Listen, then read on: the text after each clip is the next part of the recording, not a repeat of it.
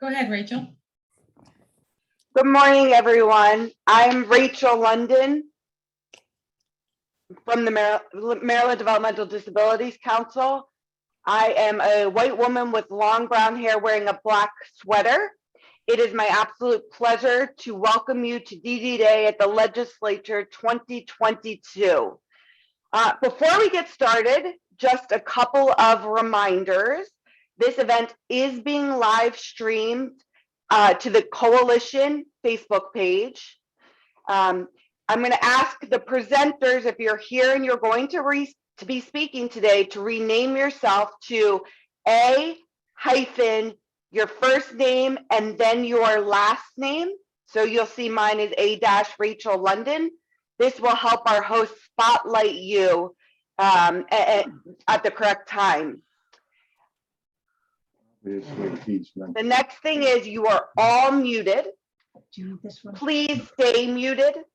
I know it's hard not to clap in appreciation for our speakers, so let's sign our applause or use the reactions in Zoom or give shout outs in the chat. And in case you get disconnected, you can re-enter the event using the original link. So the same way you got in the first time, you can re-enter again.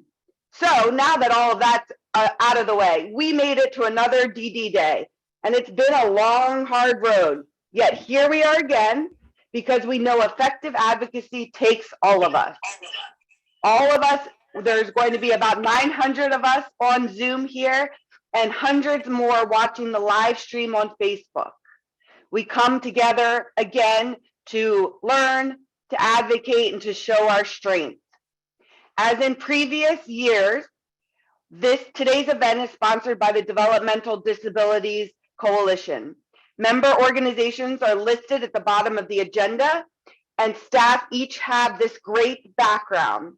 I want to thank the leadership and staff of each of these organizations for all that you did to pull this together. It truly takes a village, and I'm glad you are all part of mine. The beginning of today is going to move very quickly, because so many of our champions want to say a few words, and we're excited that they are all here. Before I turn it over to them, remember, we are here today to work together to continue to ensure every Marylander with a developmental disability has the services and supports they need and want to live, learn, work, and play in the community. We encourage you to use the hashtags DDDay2022 and Community for All on social media. For the sake of time, we're going to do things a little differently. There's a big meeting. Many legislators have to attend soon. So before I invite Laura Howe to introduce our first speaker, I just want to acknowledge other legislators that have joined us. And I'm going to apologize in advance if I miss anyone. Delegate Courtney Watson from District 9B in Howard County is with us. Delegate Jay Jacobs from District 36 from Caroline, Cecil, Kent, and Queen Anne's County. Delegate Pam Queen from District 14 in Montgomery County. Delegate Al Carr from District 18 in Montgomery County. And we have staff from Delegate Foley's district, and I think that is all I see. So Laura, I'm going to turn it over to you. Thanks, Rachel. Good morning, everyone. It is so great to see all of you here. I'm Laura Helm, the Executive Director of the Maryland Association of Community Services. I am a white woman with gray hair, with glasses, and a pink sweater. I am thrilled to start the morning off by introducing Delegate Maggie McIntosh from District 43 in Baltimore. She is the chair of the House Appropriations Committee. Chairman McIntosh is retiring this year after a storied career in Annapolis, serving 30 years in the House of Delegates. And during that time, she has been a champion for both adults and young people with developmental disabilities. And we are keeping our introductions short, as Rachel said, because so many people want to speak. There's so much more we could say, but I'm so pleased to welcome Delegate Maggie McIntosh. Thank you. Thank you so much. And by the way, the reason I'm here is because of Laura Howe and people like her who reminded me the last time we were on one of these Zooms that you were my volunteer coordinator in my first campaign. So thank you so much. And thank you to all of you who are on this call. I mean, I know right now there's over 300. I'm told it'll get up to as high as 900. And I think that's fabulous because you are in an important community that we serve in Maryland. And I have been a champion. I have been someone who's wanted to support the developmental disabled community and will continue to do so this year. What I want to leave you with, actually, since this is the last time I'll address you as chair of appropriations, I want to leave you with the fact that you have many champions in the House and the Senate. And that's important because it's really the result of your work when you come to Annapolis and your ability to tell the stories that are important for people to hear. It's also very much the fact that, you know, we leave here as we are this year and we're going to go door to door, or we're going to go back to our communities and we meet families who need our help. So let me just begin the morning. You have many other people who are going to be speaking. They're all champions of yours, and that's because of your hard work.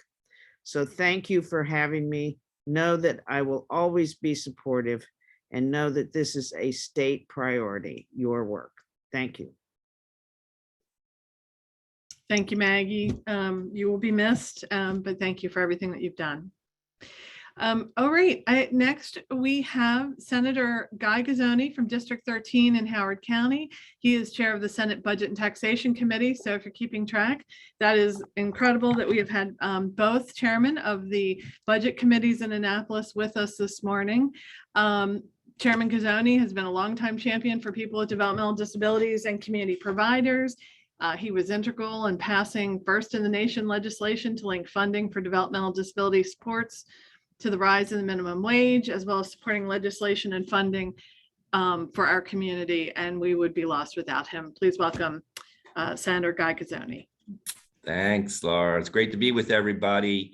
Good morning. I'm excited. I'm excited to be following Chair McIntosh. She's incredible.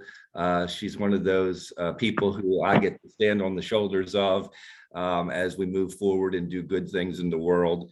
And I'm just honored that she's my counterpart in the House, and that we work every day together to come up with some great solutions.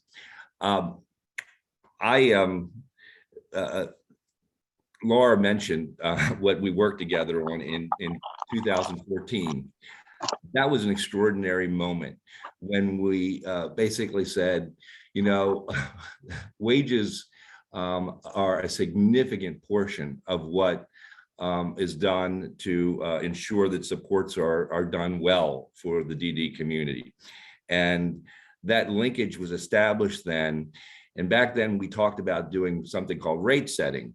And that's been going on, the discussion for that, ever since 2014. And I am just beyond thrilled that the administration they really have worked hard this last year. I want to thank Secretary Beatty and particularly Secretary Schrader for all the hard work we're really seeing the culmination of this come to pass, where a real rate study has been completed. It's going to be implemented. It's going to be phased in. This is a big moment. It's a big moment. And interestingly enough, like the time when wages, Yeah, I hear it, so we're good. when wages were increasing because of the minimum wage, wages are increasing now also, and the marketplace is a very challenging place for hiring workers, and it is critical. It is critical that we do our very best to increase the funding, to ensure that the rates are implemented correctly. And in this particular point in time, when the state has a little bit more money than we usually do, we need to focus on that. And I know we're going to be talking with the governor. I'm hoping, I know you have requested an additional $35 million for a faster implementation of the rates. I think that's reasonable. I think it's something I support. I'll be working for. Bottom line is, you guys are a powerful group, and there's no question about it. You've made a difference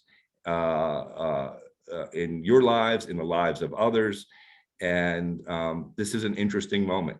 And as we come out of this this year, it is my greatest hope that we have a solid plan established, and I'm just so grateful for all of you and grateful to be part of this team. Thank you all. Thank you, Senator. As you know, you have a lot of fans here, and we look forward to working with you. Thank you for joining us. You bet. Thank you.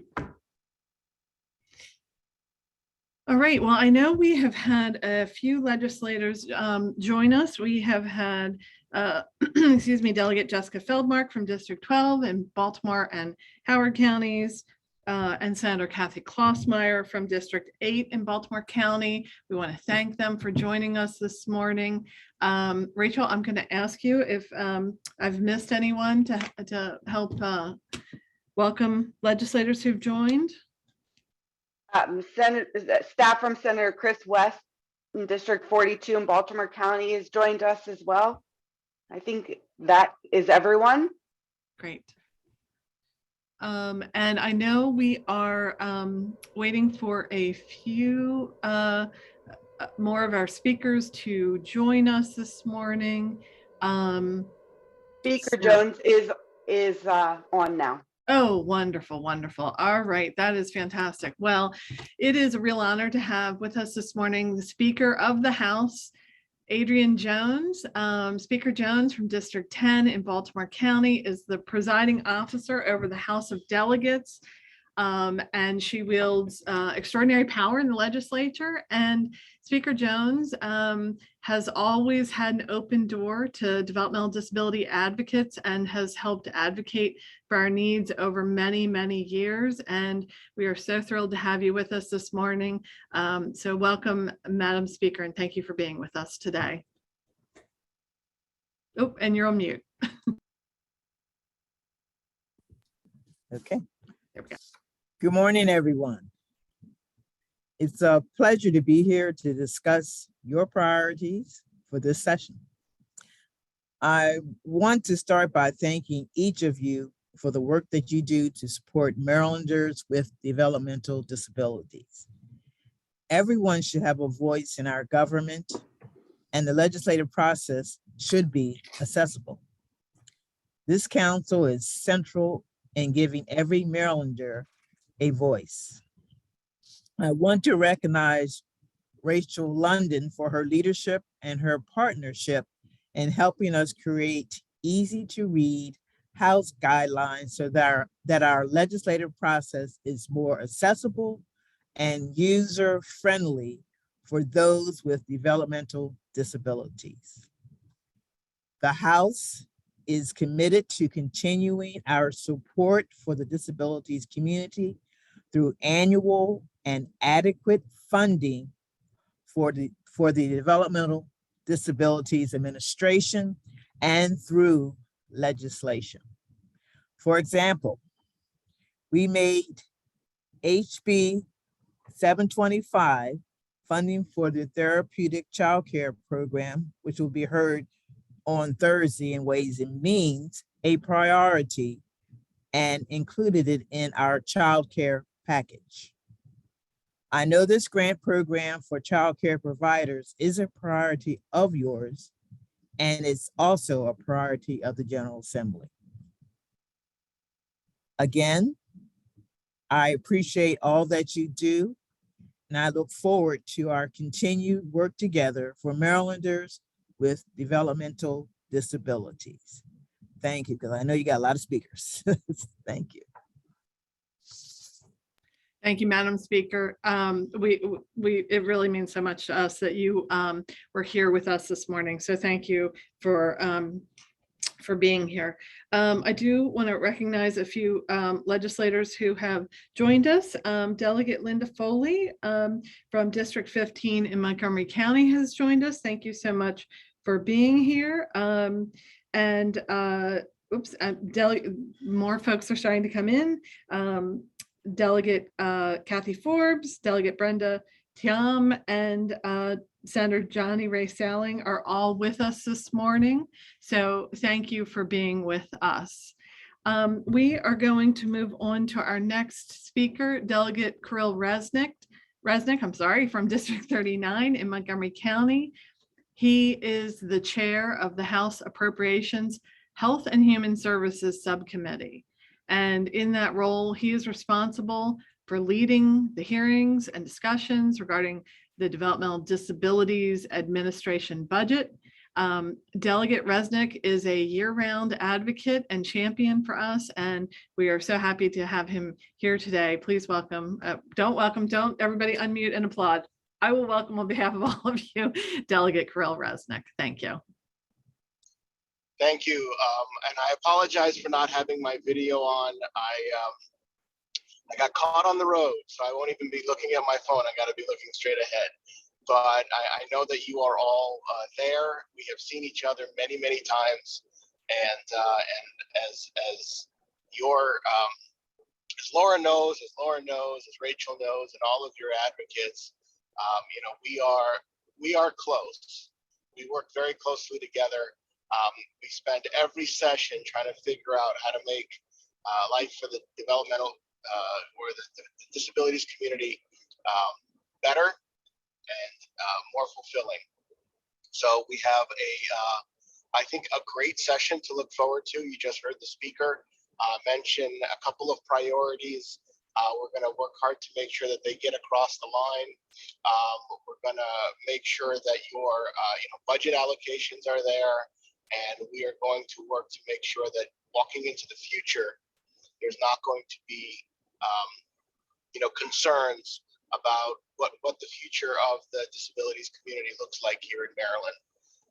We are partnered with this, and it is absolutely as Laura said, you work year round. It is my annual pleasure to serve this community and to work with it. So thank you all. I know you have a lot of speakers. A lot of folks are here to support you today. So I'm going to go, and I look forward to actually seeing you in person one day very, very soon. Thanks. Thank you, Delegate Resnick, for calling in, and be safe. And we look forward to seeing you in person as well soon. So, all right. I want to acknowledge and thank Delegate Ben Brooks from District 10 in Baltimore County from being with us, hopping on this morning. Next, I am going to introduce Delegate Jocelyn Pena-Melnick from District 21. She represents parts of Prince George's and Anne Arundel counties. And Delegate Pena-Melnick is Vice Chair of the Health and Government Operations Committee. And in that role, she's critical in setting health policy in Maryland. And Delegate Pena-Melnick is a vocal champion for us. She has a few bills I think she wants to mention that are important to our community, including the House bill to create supported decision-making for people with developmental disabilities, and the bill to make significant progress in reducing the wait for home and community-based services. So I'm so honored to have her here today. Welcome, Delegate Pena Melnick. Good morning, and I'm sorry, I'm also caught up in the car trying to rush to Annapolis. I just want to say good morning. It is an honor to be with you. I want to thank all of you, the advocates, for your leadership, for coming to Annapolis, for fighting really hard for a community that is vulnerable and needs representation and needs a voice. I am honored to sponsor the supported decision-making bill with Senator Wellstreicher to have a less restricted guardianship and to give people a voice. And also I'm honored to sponsor the bill with Senator Zucker to end the wait. There's so many people that have been on these wait lists for decades, and it's time for us to do something about it. And I am very committed. You have a friend in me. I'm going to give this my absolute best and make sure that we get the bills through. And if there's anything that I can do for you, please don't hesitate to contact my office or give me a call. You have my utmost respect and my unconditional support. Thank you so much for allowing me to be your voice in Annapolis. Thank you, Delegate Pena Melnick. We're so happy you were here with us, and thank you for calling in as well. And please be safe. And we look forward to seeing you in person as well. Thanks so much. You're welcome. Bye-bye. Bye. All right, next we have Senator Craig Zucker from District 14 in Montgomery County. He is yet another one of our champions in the legislature. Senator Zucker serves on the Budget and Taxation Committee, and he is a very busy man. He chairs both the Education, Business, and Administration Subcommittee and the Capital Budget Subcommittee. And Senator Zucker is sponsoring two bills that are important to us this year. One to significantly reduce the waiting list for home and community-based services. He is the Senate sponsor. And one to address restraint and seclusion in schools. And he is really passionate about our community. So thank you so much and welcome, Senator Zucker. Well, thank you, Laura. It's great to see some longtime friends. I don't want to say old friends, but longtime friends on this call. And, I just can't wait for us all to be back together in person. First, let me thank Delegate Pena Melnick for, her leadership. And I don't know if Chair Gazzoni's been on yet and Chair McIntosh, but you've got great friends in Annapolis. But what I wanted to do just quickly go back in time and then where we are now. I remember being at the old Lowe's Hotel with you all maybe 4 or 5 years ago. And then I spoke about how in some time in the future, we'll all be in the posture with your leadership, because you all are the ones taking the lead in Annapolis. We're sort of following what you feel is best, and we're trying to get it done for you. But back then, I remember we were trying to protect provider rate cuts. And that's what we were, advocating for, is restoring those cuts. And at that time, about 4 or 5 years ago, I spoke to you I said, at some point we'd all be collectively together and we would not be saying, don't cut us, but we would be saying, add more. And I believe that day has arrived. When you look at the community pathways waiver, the community supports waiver, the family supports waiver, the brain injury waiver, the home and community-based options waiver, the medical daycare services waiver, the model waiver for medically fragile children, and the autism waiver. There are many people, and I think the wait, you've all waited long enough. So it's time to end the wait. I believe we're going to make significant progress this session in terms of making sure that we cut these waiting lists down and also add providers to make sure those people that need the services get them. We're also working on legislation that will ban seclusion in every public school in the state of Maryland. I think it's amazing how some of our laws just haven't caught up with modern day. But really, I just wanted to come over and thank you all, because you all are the champions and you all are making a difference. If you think about where I said we were 4 years ago, that's because of you and your effort. So keep up the great work. Thank you for everything that you're doing. And let's end the wait and let's get to work. Thank you, Senator Zucker.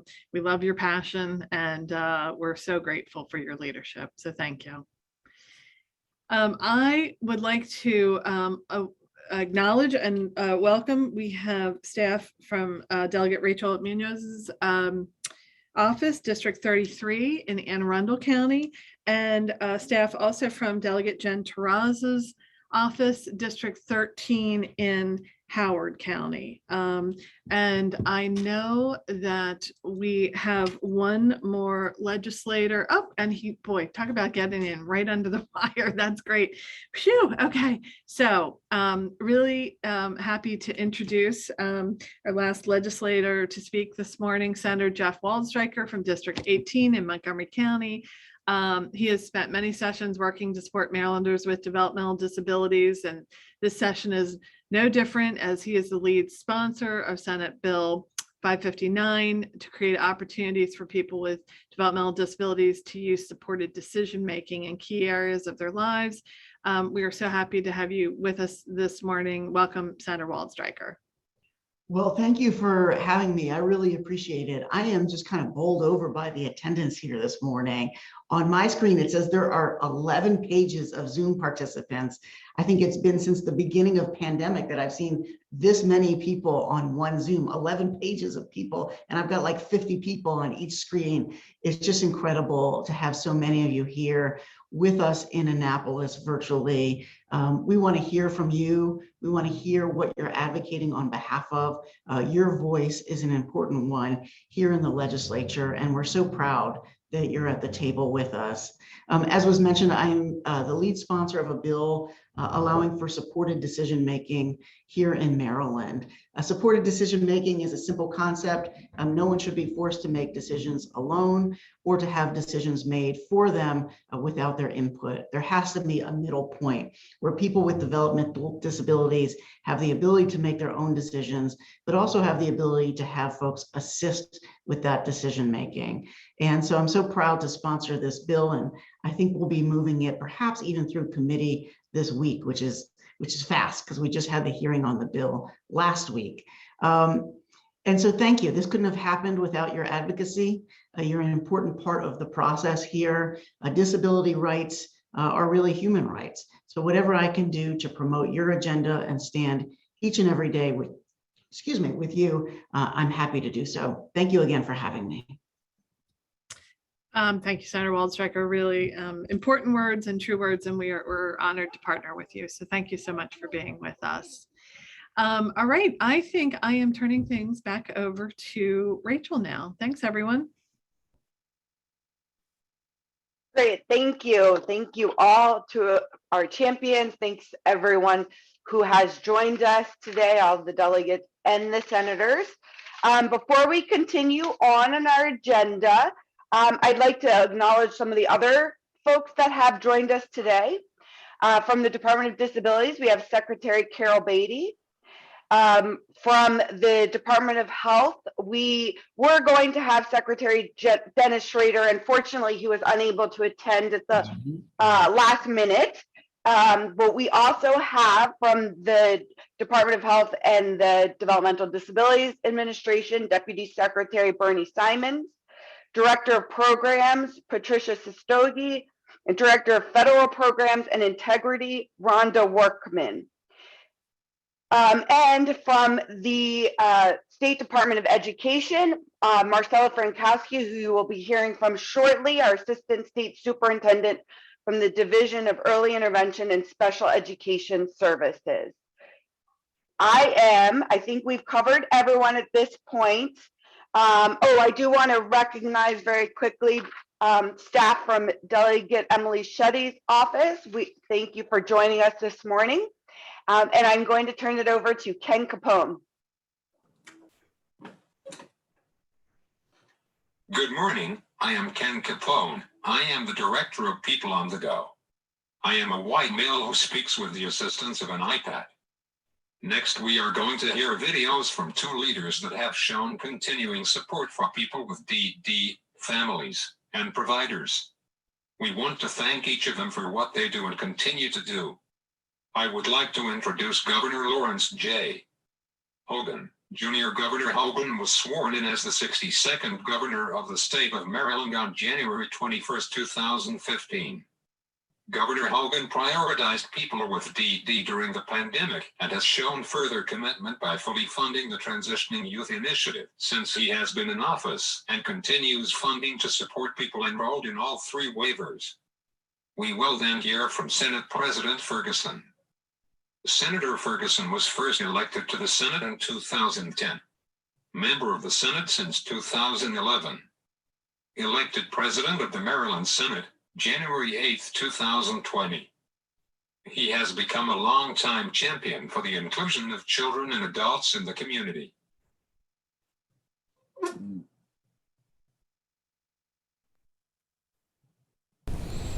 The COVID-19 pandemic has been difficult for all Marylanders, but for those with intellectual and developmental disabilities, it has created even greater challenges, which is why our administration has been working in partnership with the Developmental Disabilities Coalition to address the effects of COVID-19 and to make sure that our state always supports and provides critical services to the disabled community. On this Developmental Disabilities Day, I want to take this opportunity to say thank you to the intellectual and developmental disabilities community, to all of their families, and to the providers of community services. Thank you for working together, especially during these past 2 difficult years. And thank you for truly exemplifying what it means to be Maryland strong.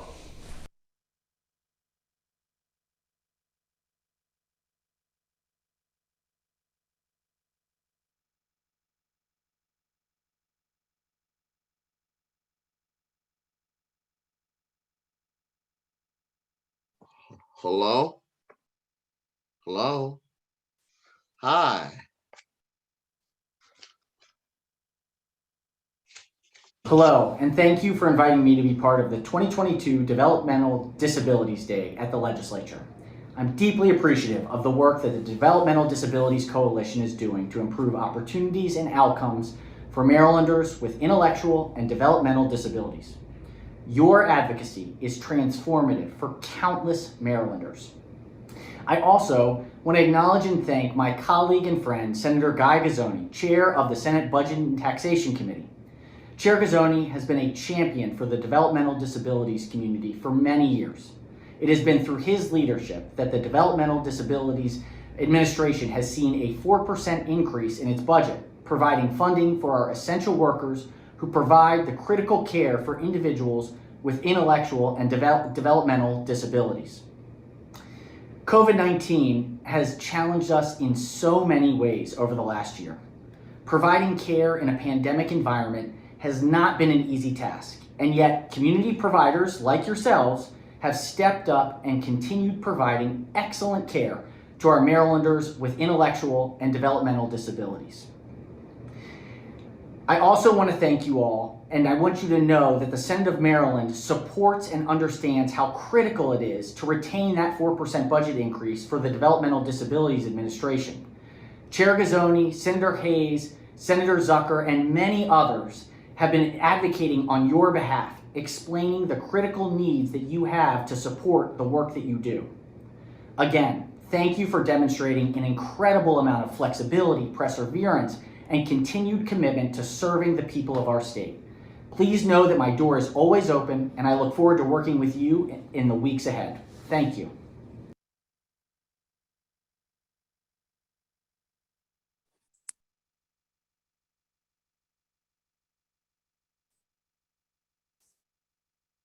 Thank you so much. And thanks, Ken, for those great introductions. We've had several legislators join us in the last few minutes. Hopefully you have seen their names in the chat and on the participant list, and you can give them a shout out for being here with us today. My name's Andy Culp, and I am a white woman with brown hair, and I'm wearing an orange dress. I'm with the ARC Maryland, and I have the pleasure of introducing Maryland Department of Disabilities Secretary Carol Beatty. In her induction to the Daily Record Circle of Excellence a few years ago, Secretary Beatty said that a key value that is affecting her journey in life is the belief that all members of the disability community have the right to live, work, play, and prosper alongside their non-disabled peers. Through her incredible leadership and through every step of her journey and every organization that she's been a part of, Carol has promoted inclusion of people with disabilities in all aspects of life. And she's created opportunities to bring people together to further those values. In her capacity as Secretary of the Department of Disabilities, Secretary Beatty has fortified partnerships with other state agencies and grassroots groups to address the challenges facing more than 650,000 children and adults in the state with disabilities. Her department is focused on improving the lives of people with disabilities through their many initiatives, but her impact was probably most significantly felt as our community weathered the pandemic over the past 2 years. For the better part of the past year, her work with the Developmental Disabilities Coalition and with the Secretary of Health has been unmeasurably important as we partner to unwind pandemic flexibilities and fully reopen services and supports for people with IDD and their families. So thank you, Secretary Beatty, for being with us today and for everything you do. Thank you, Andy. Thanks. That was such a nice introduction. And I'm really happy to be here with all of you this morning. Obviously joining with many, many friends, good friends that I've worked with for years, and also to say hello to those who have joined today and to make time to join in this very important effort. I'm glad you got a chance to hear from the governor. I know his commitment to this community, how important you are to him. From the very beginning of his first few days as governor 7 years ago, this community has been a priority for the entire Hogan-Rutherford administration. And really, this has never been more important than over the last 2 years, as we all have been responding to and recovering from the COVID pandemic. So I'd just like to take a few moments and thank many of you for working in partnership with the Department of Disabilities. And thank you to really a sincere thank you to all the providers who have worked tirelessly to keep individuals safe and healthy. Your efforts to pivot how you provide the needed supports and services has been incredible. Your efforts to keep individuals with intellectual and developmental disabilities safe and still supported is inspiring. We've heard so many stories over the last 2 years of incredible direct support professionals who stayed at work for days and even weeks away from their own families and risking their own health to support individuals. We understand that the workforce shortage is real and you are stretched thin. Know that we appreciate your dedication and we recognize that you are the backbone of the support system. We are proud to honor you recently during Governor Hogan's Healthcare Heroes Week, but really we need to honor you and promote your work all year long. You really have our deepest gratitude. I want to also thank Deputy Secretary Simons and his staff at DDA for working collaboratively with the community to improve all aspects of the service delivery system. I've been honored recently to assist with tackling the hard issues of Appendix K flexibilities, the use of federal funds, relief funding, completing and establishing an ongoing rate setting process, and movement into the LTS Maryland system. Organizational change is really hard work, but together we get the best outcomes for everyone. I want to thank all of our other sister agencies working with us during this challenging time. And as I look back over the last year, I realized that some of the most important work was ensuring that people with disabilities in Maryland were included in every equity initiative. I'm especially proud of our work that led to the prioritization of people with disabilities in testing and vaccinations, because as we all know, our constituents are disproportionately impacted by COVID. The lessons that we've learned in responding to and coming out of COVID and the relationships that we have developed will serve us well in the future as we pursue policies that align with our state disability plan goals of self-direction, accessible communication, maximizing resources, financial well-being, and health and wellness.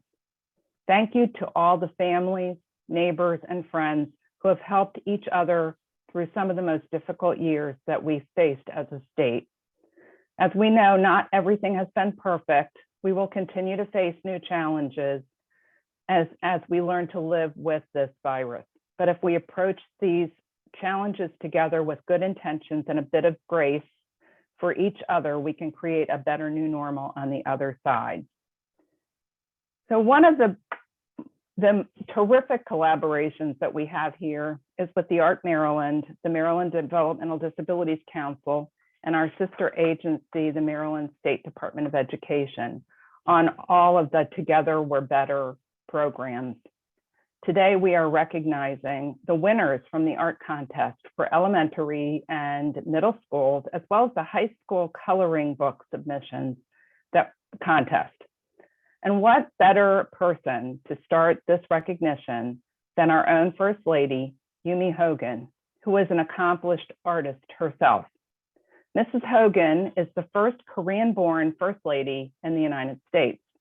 Mrs. Hogan is a first-generation Korean American, an accomplished artist and an adjunct professor at the Maryland Institute College of Art. Her artwork has been featured in art shows and museums in the United States and internationally.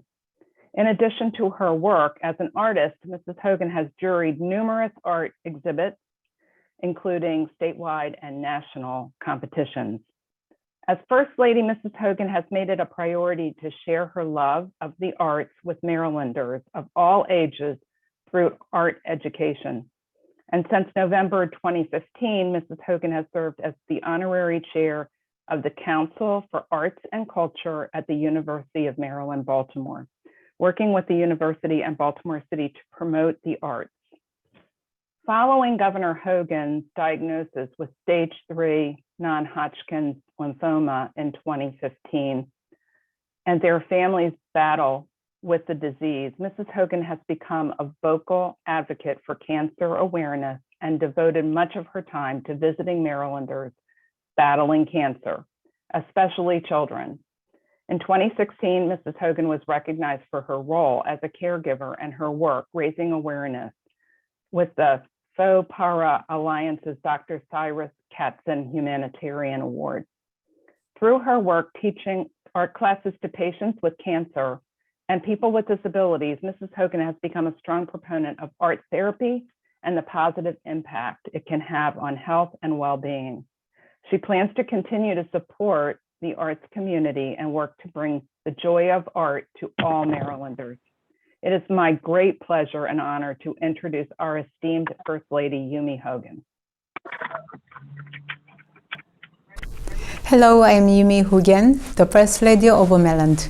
Thank you, Secretary Billy, for your warm introduction and welcome. I am honored to join all of the sponsors, the ARC Maryland, the Maryland Department of Disabilities, the Maryland State Department of Education, and the Maryland Developmental Disabilities Council for this important event.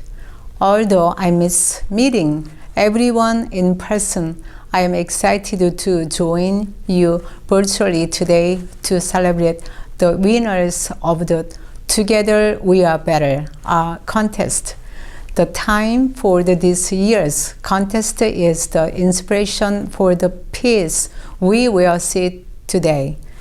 Art is perfect medium for children to express their creativity and imaginations. It allows young people to bring the ideas in their hearts and minds to life. Today's award winner are selected from almost 100 submissions, and we are honored to be celebrating their hard work here today. Please join me in congratulating all of the incredible artists that participated in this year's contest. You all did a good job. Stay healthy and strong. Thank you.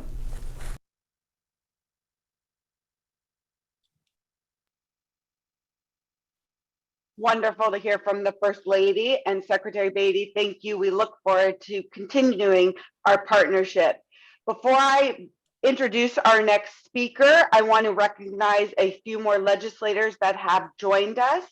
Senator Ron Watson from District 23 in Prince George's County, Delegate Michelle Guyton in District 42B in Baltimore County, Delegate Sandy Bartlett in District 32 in Anne Arundel County, Delegate Karen Tolles from District 25 in Prince George's County, and Delegate Faye Howell from District 24 in Prince George's County. I think we will continue to do that if we see more people, but I think we've gotten everyone for now. So now it is my pleasure to introduce Marcella Frankowski. She has served as a champion for students with disabilities and their families throughout her career that spans 4 decades. Marcella's varied background as a teacher and an administrator, working with both general ed and special education students, provided the perfect foundation for her current position as Maryland's Assistant State Superintendent for the Division of Early Intervention and Special Education Services at the Department of Education. Marcella shows her unwavering dedication to children and their families in everything that she does. It improves the outcomes for Maryland's infants, toddlers, children, and youth with disabilities, birth through 21. She is a true innovator, partner, and leader that brings together so many people to make an impact on the lives of children and their families. And I am always thankful for the support, guidance, and ongoing partnership. Marcella? Oh, thank you, Rachel. And again, it's lovely, lovely to be here today. I have such fond memories of being with all of you, walking the streets of Annapolis, telling our story, your story, which makes a difference. And for the number of legislators on this call, as well as the advocates participating today, it shows that you have made a difference, and it shows the power that we all have in voice and in the advocacy work for our special education community. So I want to thank you for that. And I cannot wait to the day and anticipating next year that we will be again walking those beautiful streets of Annapolis, telling our story together. So good morning to all of you, and I bring a very warm welcome from the Maryland State Department of Education, and also a warm welcome from our new state school superintendent, Mohammed Chaudhry.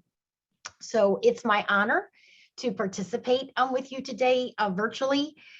Beside, and I feel you and see you as students, individuals with disabilities, families, teachers, legislators, advocates, and partner agencies, as we message the power of unity. And that is reinforced with our title today, Together We Are Better, but I feel that it's together we are all better. By what work we do in early intervention and special education, it sets the scene for all peoples. And I could not be more honored to be a partner and next to you in this work and message. I congratulate all of the young artists who created such beautiful artwork to raise awareness for the value and importance of inclusion for students with disabilities this year. This artwork has enriched my life personally. I have purchased a few of student artworks and show it proudly here at MSDE. So I want to thank you for that. And I'm sure others will do the same to honor you in the work. We have truly experienced this year the power and impact of connectedness and togetherness during the extended school closure. This has had a tremendous impact on our schools, our teachers, our families, and our communities. With that, I want to see it as not something to take us backwards, but something to take us forwards. How do we reimagine? How do we use these lessons learned as we look at having this experience in our lives? Truly, what has shown through all of this is that we can make a difference when we do it together. And it's the impact of connectedness and togetherness that makes that difference. As 2020 and 2021 passed and 2022 has begun, we have an unusual vantage point in education for understanding an even broader meaning of the term inclusion. And I think that this is one of the most important pieces of the lessons learned that we've had. Words like disconnectedness, isolation, and social distancing have become part of our daily vocabulary, and their impact have created a laser focus to address the new, different, and additional needs of all students, including our students with disabilities. We do recognize that explicit instruction is necessary to support the emotional health of our students. As we reconnect and our schools' doors are open, as we reconnect with friends, teachers, and a consistent schedule and routine, we are all stronger. All of which support and lay the foundation for an effective learning environment. We know that it's important to be together, to have that interconnectedness, and to be with our friends as we learn together, especially for students with disabilities. For our teachers and parents, we are grateful, for it is you who have supported our students during this challenging time, changing the way you've delivered instruction, having maybe your own family in the background while delivering your instruction to our children. We know that inclusion is an evidence-based practice and that you've included all of your students in your lessons virtually and now back in our classrooms. It is inclusion that accelerates academic progress and social emotional well-being for all students. We know that it is when we are with our typically developing peers that we learn faster, we learn better, and we behave differently. There is no question of the power of being in an inclusive setting. We know the number one barrier to inclusion is the attitudes and beliefs of adults. It begins with us as adults, those open doors, that acceptance, knowing the difference of connectedness, being a part of a community, being a part of a classroom that makes the difference. And that is why we are all here today, knowing that we make the difference.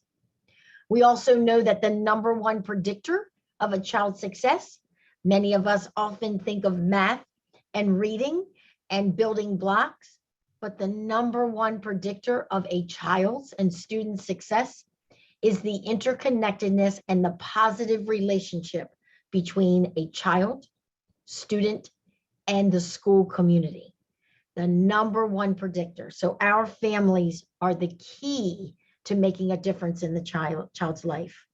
Now more than ever, we've experienced the power of a connected home and a school community. Teachers, our families have become their child's first teacher and their teacher to follow up during these times in our work. So we thank them. I see our teachers and families as heroes. They have been heroes during this time, and they continue to be heroes to provide the connectedness to our children and the well-being. Today, we stand together as a living example of the strength and power in the community action as we rebuild, re-energize, and reimagine. Hello, friends.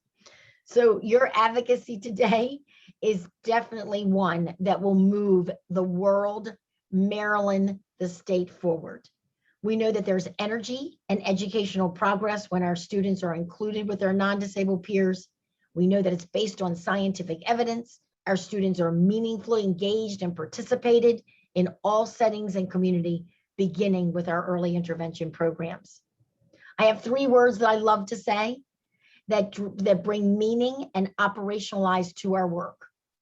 Access. It's not just breathing the air, it's having access that have meaningful outcomes. The same outcomes for people with disabilities as we have for people without disabilities. So meaningful outcomes with access. Equity, meaningful participation, not walking down the street alone, but being and participating and hearing and voicing and being a part of decision-making. And then progress is never enough. That it means that we move at the same pace, but it's progress with acceleration. We cannot just accept being status quo, doing the same, but how do we progress and accelerate, change the rate, change the way that we are growing, the rate of growing, so that we are the best and the most that all of us can be. So together today, we will reconnect again, we will rebuild, we will re-synergize to create the best education. And I could not be more proud to stand next to my sister agencies, to be a part of the community of the state of Maryland and bring all of us together in this very, very special day. Happy Developmental Disabilities Day, and may you make the best voice and the best impact for all people. And Rachel, thank you for inviting me. Thank you, everyone. Bless you.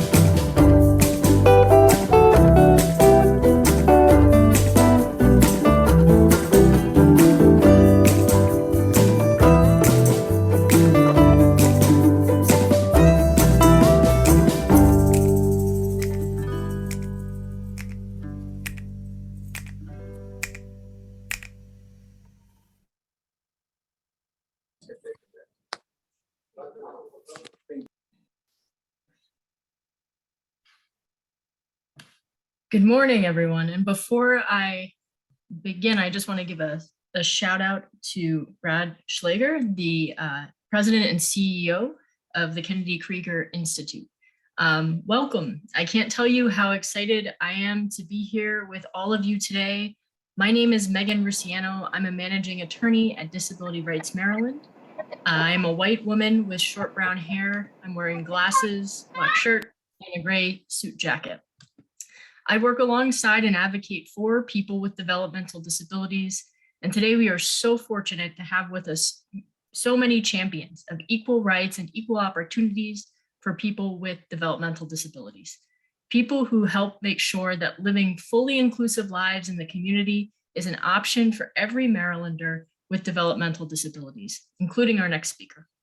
Bernie Simons is the Deputy Secretary of the Department of Health and Mental Hygiene at the Developmental Disabilities Administration. Bernie has indicated that he understands these civil rights values and is seeking to transform the DDA to become more responsive so that people with developmental disabilities have access to the supports they need to thrive in the community. Bernie has over 30 years of management experience in providing community-based supports to people with developmental disabilities, including serving as the Director for the Division of Developmental Disabilities for the Missouri Department of Mental Health. We applaud Bernie for joining us today and recognizing the important role we all play. Please give Bernie a warm welcome. Well, thank you, Megan. And can you hear me okay? Yeah, I apologize. I'm having problems with my video on my computer, so bear with me, please. I just want to say thank you for inviting us here. This is really, really wonderful. You know, we've been in person. I've been here about a little over 7 years and have participated in DD Day every year. You know, to the point where I can't believe, I think it was a few years ago that you had to set up more room because of the overflow with the number of people participating. I just want to say on behalf of Secretary Schrader and myself, it is truly a privilege to be here. And as Rachel said earlier, unfortunately, Secretary Schrader, I had a conflict. It's a tough act to follow with the remarks that were made by Secretary Beatty and Assistant Secretary Frankowski.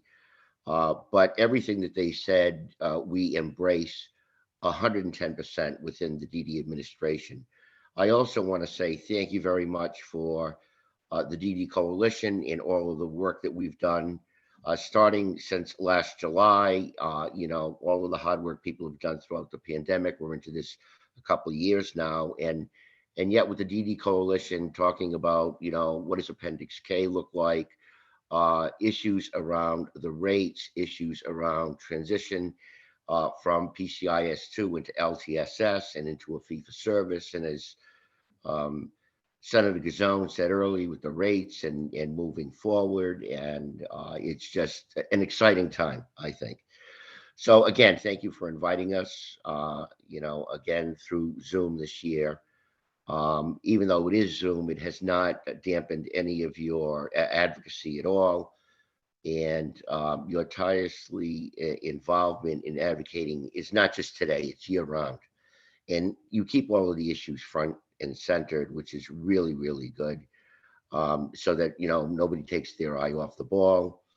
You've been innovative in everything you've done, in making recommendations, in looking at the number of people who participate in the trainings that people on the go do about self-advocacy and people speaking for themselves, and, you know, encouraging people to self-direct their services, and, you know, how we support our provider community, individuals, families. So again, thank you. And I look forward to learning more about you giving us feedback constantly, so that we know exactly what path we all need to be going in this. You know, as Marcella said a few minutes ago, we're in this collectively. Secretary Beatty had said that. So again, I want to thank you for inviting us here today. And on behalf of the DD administration, thank you for all the support and the continued collaboration.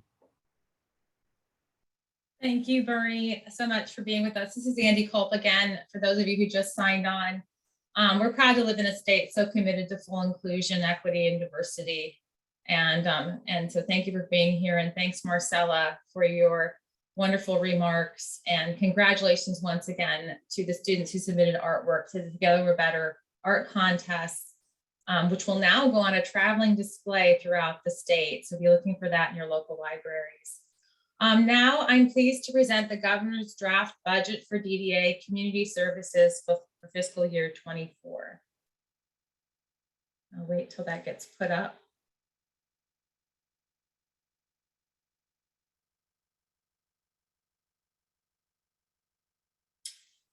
Great. So this is the Developmental Disabilities Administration fiscal year draft 2023 budget from the governor. Please note that these numbers include both general, which are state funds, and federal funds, unless indicated differently. And the amounts are rounded, and the number of people to be served are estimates. The budget includes the required 4% funding increase for DD Community Services from the Minimum Wage Act of 2019. The Community Services proposed FY 2023 budget increased to a total of $1.537 million, or I'm sorry, that's billion dollars, $1.537 billion. And this includes the provider rate increase, the cost of new expansion planned for fiscal year 23, and additional funds to continue providing services for people receiving services in fiscal year 22. The DD Community Services rates increased by 4% effective July 1, 2022, for a total funding increase over fiscal year 22 of $53 million. Of note, the Minimum Wage Act of 2019 mandates that increase for DD Community Services to provide funding to allow providers and people who self-direct to try to keep pace with increases to the state minimum wage. That's very important to us. For transitioning youth, the fiscal year 23 budget is $18.6 million, projected to support 566 individuals through employment and day supports who are exiting high school. This also includes transitioning youth who left school in fiscal year 20 and 21, but whose services or transitioning youth eligibility were extended due to the COVID-19 pandemic.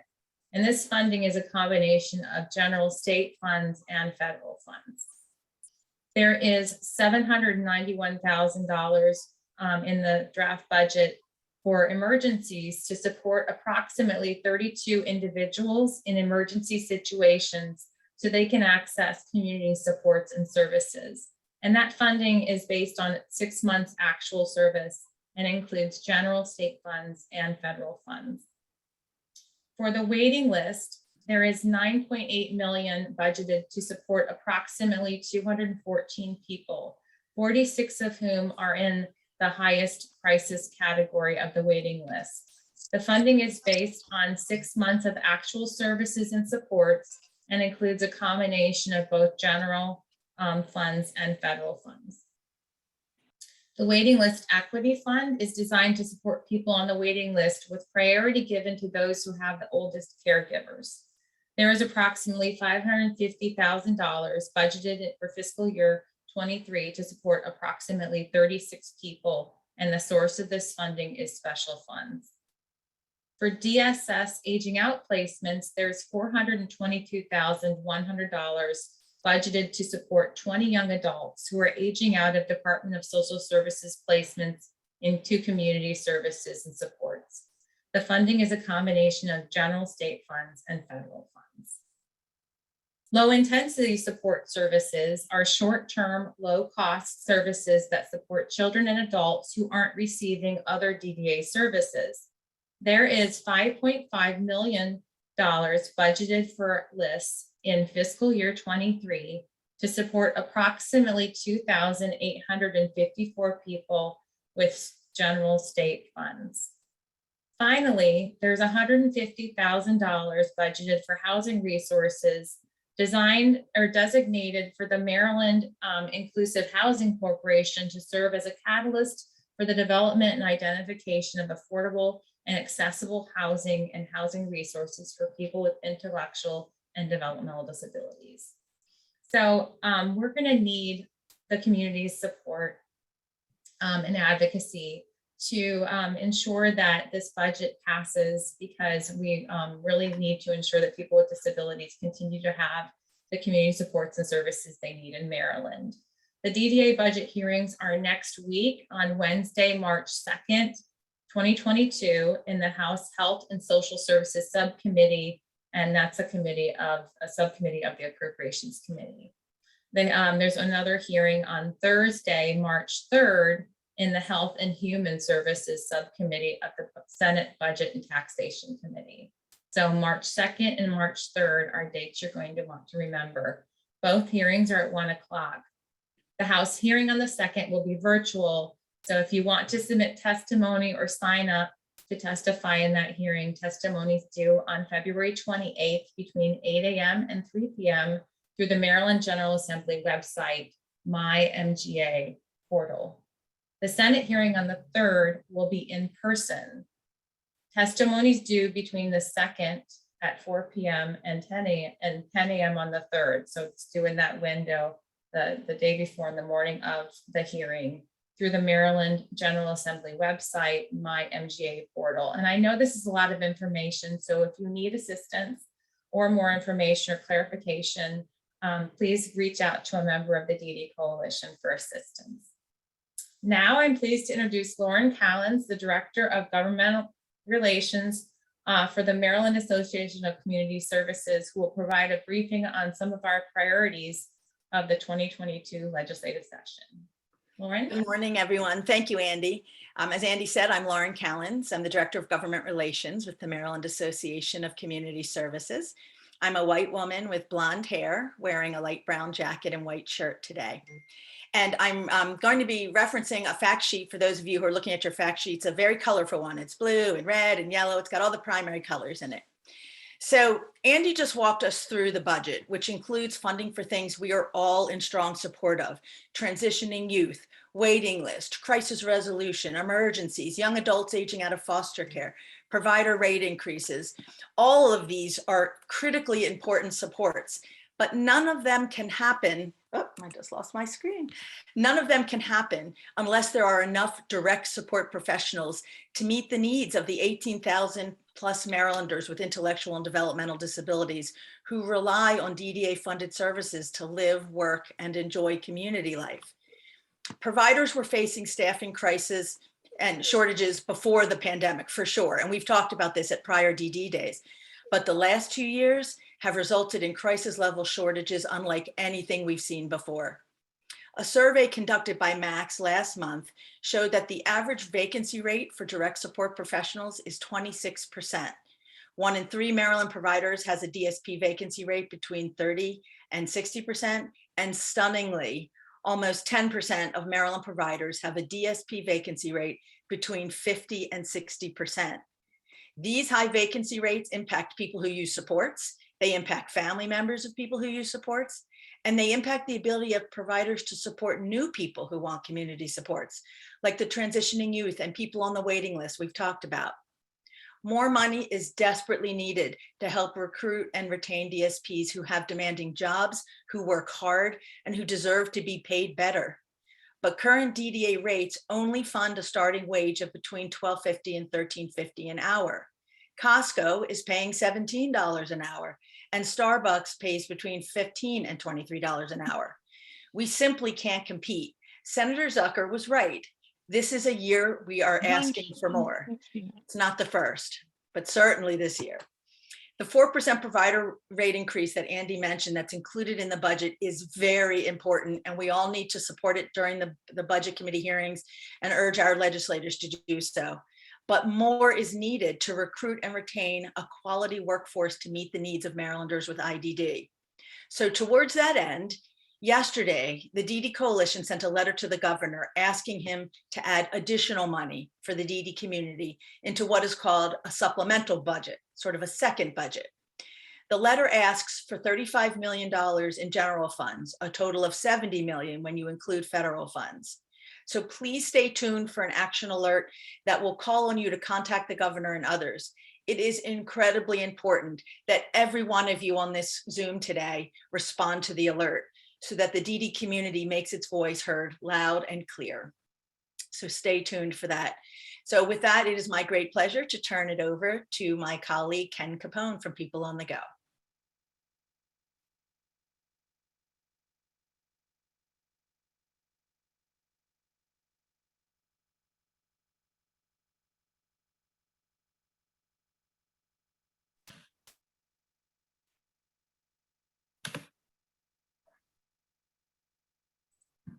Ken, you're muted.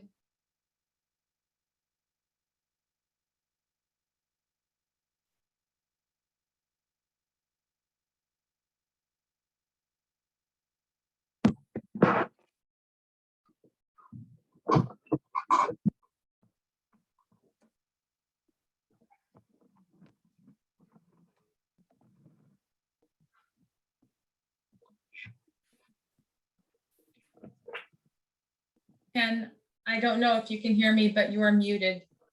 Unmuted. If everyone else could please mute, that would be great. Thank you.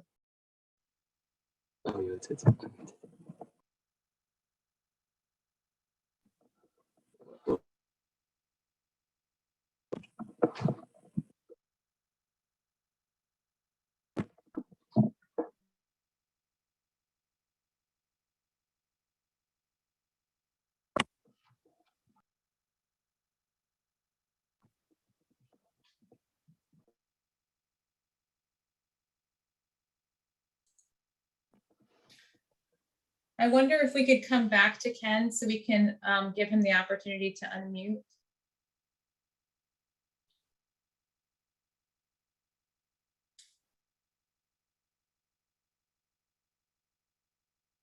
So I think that would put us back to you, Megan. Sure. Before, sorry about that. Before I begin, I just wanted to give a shout out to Delegate Jared Solomon from District 18. Hi, everybody. Megan Rusiano here again. I'm here to talk about a bill that Delegate Peña-Melnick and Senator Wallstreicher discussed. It's on supported decision-making as an alternative to guardianship. It's Senate Bill 559, House Bill 529. We had the Senate hearing last week on it, and the House hearing is coming up on March 9th at 1 p.m. So when we're talking about what supported decision-making is, well, it's an alternative to guardianship. It means that guardianship is still a tool in the toolbox, but this creates another alternative that we can use before we have to think about guardianship. And what it does is it recognizes that just like people without disabilities make decisions with the support of people that they know and trust, so too do people with disabilities, right?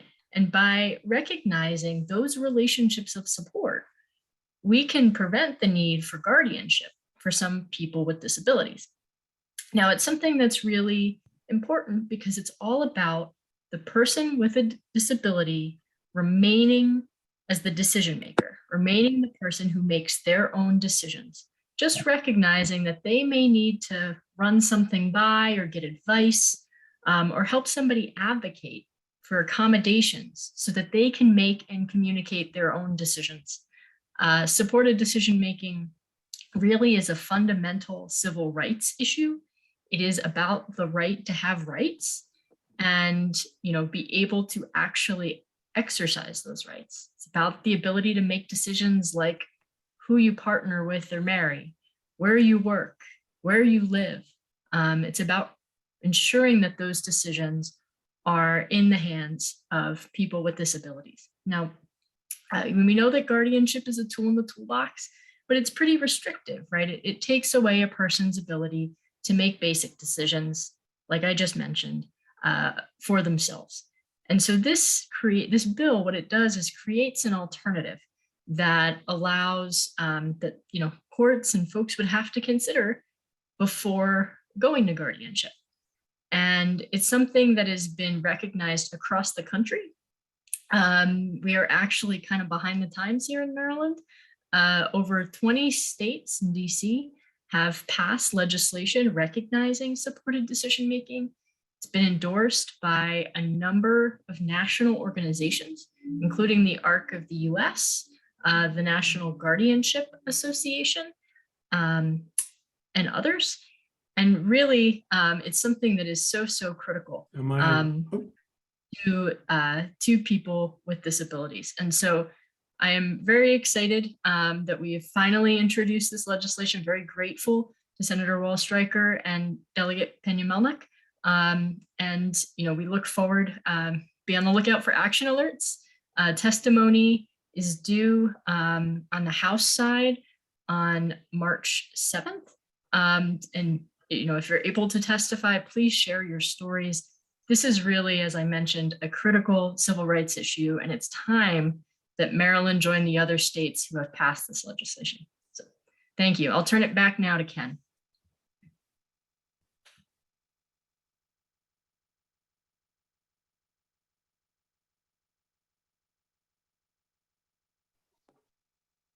I think we're having a little bit of technical difficulty still. Ken, are you able to do this or no? No, okay. Well, while we are waiting, I want to recognize 2 more delegates that have joined us or they're off in their office. Delegate Saab from District 33 in Anne Arundel County, excuse me, and Delegate Belcastro in District 11 in Baltimore County. Ken was going to cover some of the voting information. That fact sheet is in your documents that keeps getting reposted. Hopefully everybody has seen it into the chat to make sure that you have all of that information. I guess I will take this on since I have the spotlight right now. This is really highlighting 3 problematic bills that would restrict people's fundamental right to vote. As we know, everybody needs access to the voting process, including people with disabilities. And the first 3 pieces of legislation you are seeing here would create more barriers and have negative impacts on people with disabilities more than people without disabilities, either by requiring signatures for absentee ballots, those ballots you get if you're not going to a voting place, or would require proof of identity, some sort of government identification and additional documents that show a voter's name and a voter's address. So those are 3 pieces of legislation that we're not supportive of people with disabilities. However, we do want to highlight one. You see here at the bottom, House Bill 702. This would make voting in person easier and more accessible for people with disabilities. And this bill would require training materials that election judges use, those people that help everybody vote at the polls and check you in. And they would have to get information and training materials on ways to help older adults as well as people with disabilities through the voting process. And it would also require the State Board of Elections to post signs at those polling places explaining how election judges can help so that everybody knows they can get assistance, and ultimately so everybody has the same access to voting, including people with disabilities. So we apologize that we're having a little technical difficulty. Ken wishes he could have done that piece too. But in the meantime, I am going to turn it over to Matt.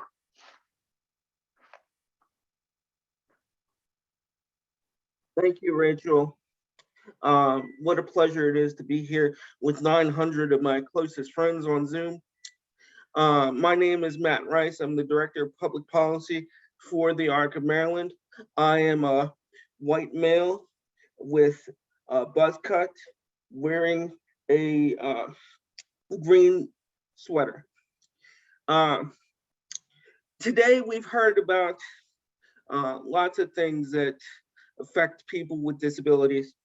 Everything from the waiting list to legislation that would affect our right to vote. What this really comes down to is one central theme, and that is community for all. That is today's theme, and that's what we should be communicating with our legislators throughout the day and in the coming weeks of the General Assembly session. So community for all means different things to different people. Today, I'd like to tell you some of what community for all means to me. Community for all means that every person with a disability has the right to have a supporter help them make certain choices for themselves if that is what they want. Community for all means that our hardworking DSPs are able to make a living wage and able to take time off to care for themselves or their families when they need it. Community for all means that paid leave is structured in a way that is beneficial to both providers and people who self-direct so that everybody can care for themselves when they need to. Community for all means that everyone is treated equally regardless of the support that they need. I believe in community for all. Today, I want you to tell your legislators what community for all means to you. And I want to thank our legislators for taking the time to be with us today, and thank those who are supportive of our community, the friends, the families, the provider agencies, the hardworking DSPs, and everybody who makes our disability community as resilient as it is. There is no doubt in my mind that the developmental disability community is one of the most resilient in Maryland. We've proven it time and again over these last 2 years, and we're going to prove it today and in the coming weeks. So now I would like to offer you the opportunity to unmute, and when I say, what do we want? You're going to repeat after me and say, community for all. What? So please go ahead and unmute. There we go. Community for all. Community for Community for all. all. Unity for all. Unity for all. Unity for all. Unity for all.